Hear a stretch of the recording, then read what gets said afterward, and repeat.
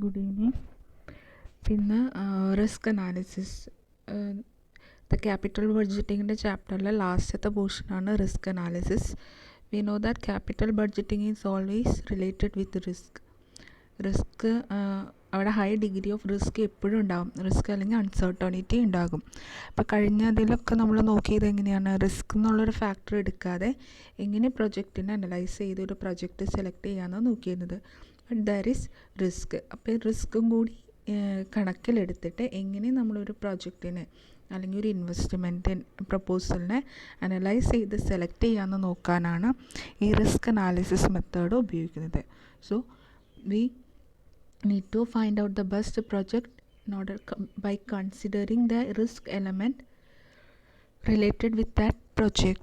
So there are two methods, traditional method and modern methods. Modern method is also known as quantitative method. ഇതിൽ നമുക്ക് traditional മെത്തേഡിൽ രണ്ട് കാര്യങ്ങൾ മാത്രമേ ഇതിനകത്ത് ചാപ്റ്ററിൽ പഠിക്കാനുള്ളൂ. The first one is risk adjusted discount rate and the second is certainty equivalent coefficient method. Risk adjusted discount rate and certainty equivalent coefficient. ഇത് രണ്ടും തിയറി ആൻഡ് പ്രോബ്ലം ചെയ്യാനുള്ളതാട്ടോ. The first one is risk adjusted rate.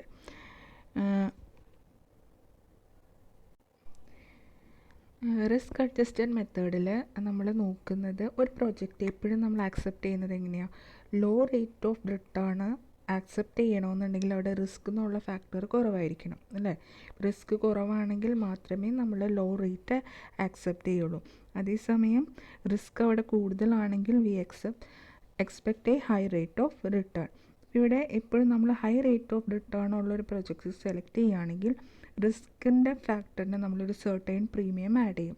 അതായത് ഇപ്പോൾ ഒരു normal സിറ്റുവേഷനിൽ നമുക്കൊരു പ്രൊജക്റ്റിന് 12% return കിട്ടും. ആ 12 നമ്മൾ റിസ്ക് ഉണ്ടെങ്കിലും റിസ്ക് ഇല്ലെങ്കിലും നോൺ റിസ്ക് ഫാക്ടറായിട്ട് നമുക്ക് 12% കിട്ടും. അപ്പോൾ അതിൽ ഹൈ റിസ്ക് ഫാക്ടർ ഉണ്ടെങ്കിൽ നമ്മൾ എന്ത് ചെയ്യുക, അതിൻ്റെ കൂടെ ഒരു റിസ്ക് പ്രീമിയം കൂടി ആഡ് ചെയ്യുക. A certain percentage of risk premium is added along with the non risk factor. ഈ റിസ്ക് പ്രീമിയം നമ്മൾ ആഡ് ചെയ്യുന്നത് depend on the degree of risk. എത്രത്തോളം റിസ്കി പ്രൊജക്റ്റ് ആണോ അതിനനുസരിച്ച് നമ്മൾ എന്ത് ചെയ്യും, ഈ പ്രീമിയത്തിൻ്റെ അളവും കൂടുതലായിരിക്കും. So risk adjusted discount rate എന്ന് പറഞ്ഞാൽ risk free rate of return. അതൊരു 10% ആണെങ്കിൽ എല്ലാത്തിനും എങ്ങനെ തന്നെയായിരിക്കും 10%. അതായത് ഒരു പ്രൊജക്റ്റിൽ നമ്മൾ ഇൻവെസ്റ്റ് ചെയ്താൽ നമുക്ക് എന്തായാലും ഒരു 10% റിട്ടേൺ കിട്ടും. റിസ്ക് ആണെങ്കിലും അല്ലെങ്കിലും കിട്ടും, അതവിടെ ഷുവറാണ്. പിന്നെ നമ്മൾ എന്ത് ചെയ്യുക, നമ്മൾ എക്സ്ട്രാ എത്ര ഇൻവെസ്റ്റ്മെൻറ്റ് നടത്തുന്നുണ്ടോ അതിനനുസരിച്ച് നമുക്ക് എന്ത് ചെയ്യണം, കൂടുതൽ റിട്ടേൺ കിട്ടണം. അതിനെയാണ് നമ്മൾ റിസ്ക് പ്രീമിയം ഫാക്ടർ എന്നുള്ളത് പറയുന്നത്. So risk adjusted discount rate equal to risk free rate of return plus risk premium for adjusting the in a risky project. അപ്പം ഇതിനകത്ത് risk free rate of return എന്ന് പറഞ്ഞാൽ നമ്മുടെ ഡിസ്കൗണ്ടഡ് ക്യാഷ് ഫ്ലോ ആണ്. There is no റിസ്കിൽ discounted cash ഫ്ലോയും. Risk premium എന്ന് പറഞ്ഞാൽ extra return expected by the investor for bearing such risk. ഈ രണ്ട് കാര്യങ്ങളും കൂടി ഇൻക്ലൂഡ് ആയിട്ടുള്ളതാണ് നമ്മൾ റിസ്ക് ഫ്രീ റിട്ടേണിൽ വരുന്നത്. ഇതിൻ്റെ മെറിറ്റ് ആൻഡ് ഡിമെറിറ്റ്സ് എന്ന മെറിറ്റ് ഈസി ടു അണ്ടർസ്റ്റാൻഡ്, സിമ്പിളാണ്, കാൽക്കുലേറ്റ് ചെയ്യാൻ വലിയ ബുദ്ധിമുട്ടൊന്നുമില്ല. പിന്നെ മെയിനായിട്ടുള്ളൊരു മെറിറ്റ് എന്നുള്ള റിസ്ക് ഫാക്ടറിനെ നമ്മൾ കൺസിഡർ ചെയ്യുന്നുണ്ട്. NPV മെത്തേഡും IRR മെത്തേഡും ഉപയോഗിച്ചിട്ട് നമുക്ക് ഈ റിസ്കിൻ്റെ ചെയ്യാം. പക്ഷേ പ്രോബബ്ലി മോസ്റ്റ് കേസസിൽ നമ്മൾ NPV മെത്തേഡാണ് ഉപയോഗിക്കുന്നത്. ദെൻ റിസ്ക് അവേഴ്സ് ആറ്റിറ്റ്യൂഡോ, ഒരു ഇൻവെസ്റ്റർ എത്രത്തോളം റിസ്ക് ഏറ്റെടുക്കും ആ ആറ്റിറ്റ്യൂഡിനെ കൺസിഡർ ചെയ്തിട്ടാണ് ഈ മെത്തേഡ് നമ്മൾ ഉപയോഗിക്കുക.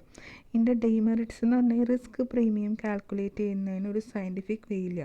ഇത്ര ഹൈ റിസ്ക് ആണെന്ന് കണ്ടാൽ നമുക്ക് എത്ര ശതമാനം വേണമെങ്കിലും റിസ്ക് പ്രീമിയം കയറ്റിയിടാനായിട്ട് പറ്റും.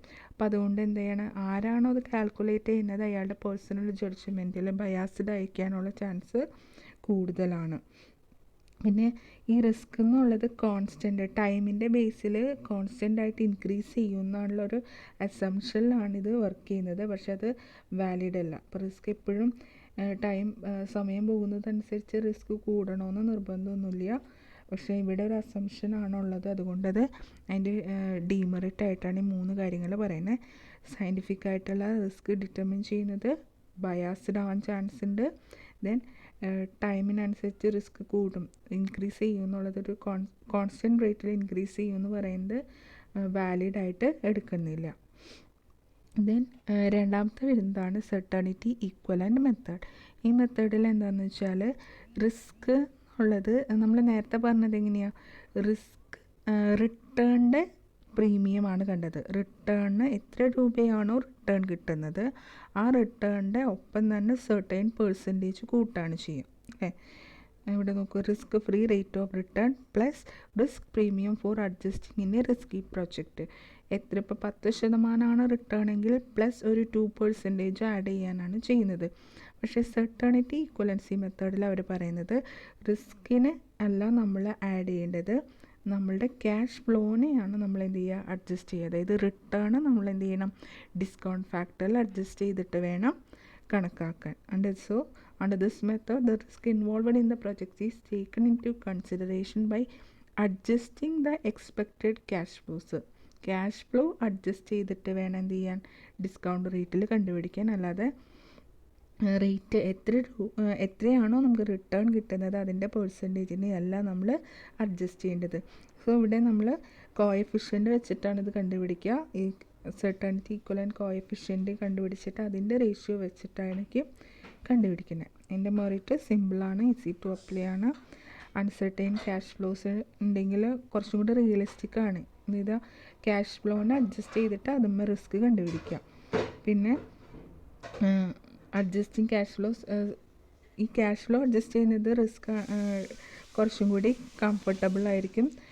ഏറ്റവും കൺസിഡർ ചെയ്യുന്നത് സുപ്പീരിയർ ആയിട്ടുള്ള റിസ്ക് അനാലിസിസ് മെത്തേഡായിട്ടാണ് സെർട്ടണിറ്റി മെത്തേഡിനെ ഉപയോഗിക്കുന്നത്. ഡിമെറിറ്റ് എന്ന് പറഞ്ഞാൽ കാൽക്കുലേഷൻ ഡിഫിക്കൽട്ടാണ്, അത് മനസ്സിലാക്കാനും ഇംപ്ലിമെൻ്റ് ചെയ്യാനും കുറച്ചും കൂടി പണിയുണ്ട്. മറ്റേതിനേക്കാൾ ഒരു 1-2 സ്റ്റെപ്പ് കൂടുതലുണ്ടാകും.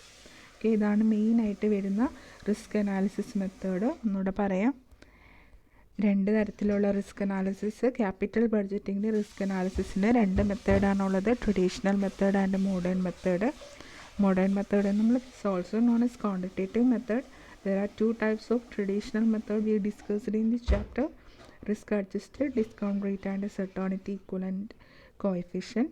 റിസ്ക് അഡ്ജസ്റ്റഡിലാണെങ്കിൽ ഹൈ റിസ്ക് കിട്ടുന്ന ഒരു പ്രോജക്റ്റിന് അല്ലെങ്കിൽ ഹൈ റിട്ടേൺ എക്സ്പെക്റ്റ് ചെയ്യുന്ന ഒരു പ്രോജക്റ്റിന് നോർമലായിട്ട് കിട്ടുന്ന റിട്ടേണിൻ്റെ ഒപ്പം ഒരു സർട്ടൈൻ പെർസെൻറ്റേജ് റിസ്ക് പ്രീമിയം കൂടി നമ്മൾ ആഡ് ചെയ്തിട്ട് വേണം കണ്ടുപിടിക്കാനായിട്ട്. So whatever be the amount of return we receive, rate of return we receive plus risk premium കൂടി ആഡ് ചെയ്യും. സെക്കൻഡിൽ സെർട്ടണിറ്റിയിൽ we have to change risk premium in the case of expected cash flow. expected cash flowനെ adjust ചെയ്തിട്ടാണ് ഇവിടെ എന്ത് ചെയ്യുക, risk കണ്ടുപിടിക്കുന്നത്. അപ്പോൾ ഇതിൻ്റെ ഒരു പ്രോബ്ലം നോക്കാം. Arul Limited is considering a new project. 2 alternative proposals and X and Y. 5 lakh ആണ് ഇൻവെസ്റ്റ്മെൻറ്റ്. ക്യാഷ് ഫ്ലോസ് ഒരു വർഷത്തിൽ തന്നിട്ടുണ്ട്. 1, 2, 3, 4 ഇയേഴ്സിലെ ക്യാഷ് ഫ്ലോ ആണ് 1,80,000, 1,50,000, 120, 1 lakh. എക്സിൻ്റെ, വൈയുടെ 250, 180, 150 ആൻഡ് 140. കമ്പനിയുടെ ടാർഗറ്റ് റിട്ടേൺ ആണ് 10%. That means it is the normal rate of return. Risk free return ആണ് 10%. റിസ്ക് പ്രീമിയം എക്സിൻ്റെ കേസിലാണെങ്കിൽ 2%. ഇപ്പോൾ റിസ്ക് അവിടെ കുറവായിരിക്കും. വൈൻ്റെ കേസിലാണെങ്കിൽ 8%. ദാറ്റ് ഈസ് റിസ്ക് കൂടുതലുള്ളതാണ്. ഏതാണ് ബെറ്റർ പ്രൊജക്റ്റ് എന്നുള്ളത് നമ്മൾ സെലക്ട് ചെയ്യണം. ഇതാണ് നമ്മളുടെ ക്വസ്റ്റ്യൻ ആയിട്ട് വന്നിരിക്കുന്നത്.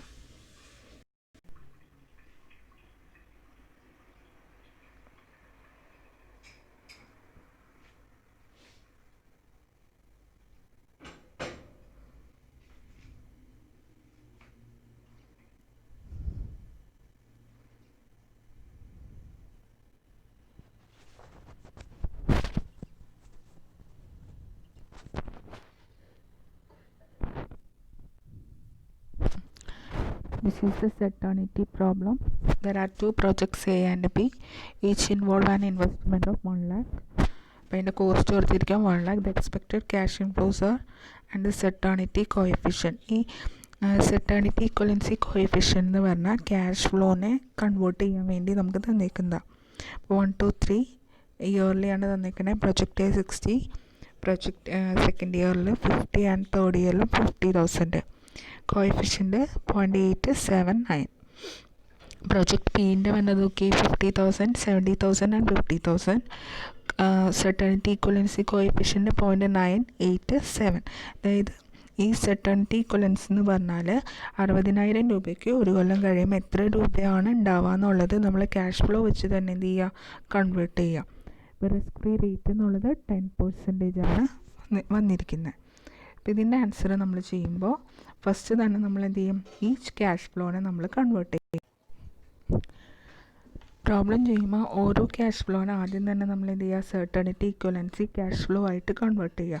അപ്പം നമുക്ക് തന്നിരിക്കുന്ന ക്യാഷ് ഫ്ലോന് സെർട്ടനിറ്റി പോയിൻ്റ് ഉണ്ടല്ലോ, വാല്യൂ 0.8, 0.7, 0.9 എന്ന് പറഞ്ഞ് ഏതാണോ അതിൻ്റെ ഈക്വലായിട്ട് വരുന്ന ഫാക്ടർ, ആ കൺസേണിങ് ഫാക്ടർ ഉപയോഗിച്ചിട്ട് അതിനെ മൾട്ടിപ്ലൈ ചെയ്യുക. അപ്പോൾ 60,000 രൂപയ്ക്ക് 1 ഇയർ കഴിയുമ്പോൾ 48,000 രൂപയാണ് അതിൻ്റെ വാല്യൂ വരിക. 50,000 എത്ര വരും, 0.7 സെർട്ടനിറ്റി ഉപയോഗിച്ചാൽ 35,000 ആണ് വാല്യൂ വരിക. ദെൻ ഈ ക്യാഷ് ഫ്ലോനെ നമ്മൾ എന്ത് ചെയ്യുക, 10% ഡിസ്കൗണ്ടിങ് ഫാക്ടറിലേക്ക് പ്രസൻറ്റ് വാല്യൂ കൺവേർട്ട് ചെയ്യുക. അപ്പോൾ 48,000 ഇൻറ്റു 0.909, 43,632. ഇപ്പോൾ കണ്ടോ, റിസ്ക്കും കൂടി കൺസിഡർ ചെയ്യുമ്പോൾ 60,000 രൂപ വില ഉണ്ടായിരുന്ന അല്ലെങ്കിൽ റിട്ടേൺ കിട്ടിയിരുന്നത് 48,000 ആയി. ദെൻ അതിൻ്റെ ഡിസ്കൗണ്ട് ചെയ്യുമ്പോൾ അതിൻ്റെ പ്രസൻറ്റ് വാല്യൂ ഇത്രയും 43,632 ആയി. The same procedure will be in project ബിയിൽ നമ്മൾ യൂസ് ചെയ്യാം. ഇപ്പോൾ ഇവിടെ നമുക്ക് ഇവിടെ ഒരു എക്സ്ട്രാ 2 കോളം കൂടി നമുക്ക് വരും. നേരത്തേൽ ആകെ 3 കോളം ഉള്ളതിൽ ഇവിടെ 2 കോളം, സെർട്ടനിറ്റി ഇക്വലൻസിക്ക് ഒരു കോളം, സെർട്ടനിറ്റി ഇക്വലൻസി ക്യാഷ് ഫ്ലോയ്ക്ക് ഒരു കോളം കൂടി വരും. ഞാൻ ടോട്ടൽ ചെയ്യുക. പ്രൊജക്റ്റ് എയിൽ 1,06,337 കിട്ടിയത്. ഇവിടെ 113,446 കിട്ടി. In less cost less NPV തന്നെ ഉപയോഗിക്കുന്നത് 6,337 രൂപയും 13,446 കിട്ടി. So the highest NPV is project B, so it is selected. ഇതാണ് 2 മെത്തേഡും തമ്മിലുള്ള ഡിഫറൻസ്.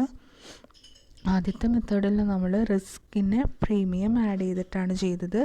സെക്കൻഡ് മെത്തേഡിൽ സെർട്ടനിറ്റി ഇക്വലൻസി മെത്തേഡിൽ എന്ത് ചെയ്തു, നമ്മളുടെ പ്രൊജക്റ്റിൻ്റെ അല്ലെങ്കിൽ ക്യാഷ് ഫ്ലോനെ തന്നെ നമ്മൾ എന്ത് ചെയ്തു, സെർട്ടനിറ്റി ഇക്വലൻസിയിലേക്ക് മാറ്റിയിട്ടാണ് ചെയ്തത്.